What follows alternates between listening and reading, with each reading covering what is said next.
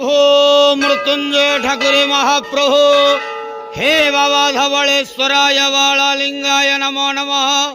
दीपं यदि परं ब्रह्म दीपं यदि जनार्दनः दीपहरतु मे पाप पूजा दीप नमस्तुते।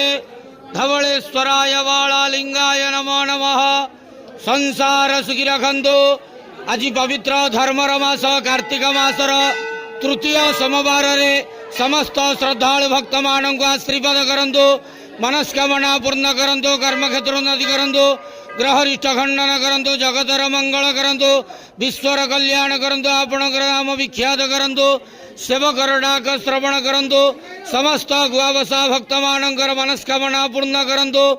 जो जो भक्त माने आपणक पाखरे मानसिक रखिछंती तांका मानसिक पूर्ण करंतु। धवलेश्वराय वाळालिंगाय नमो नमः। संसार सुखी रखंतु। आनंद के वार हरि बोल।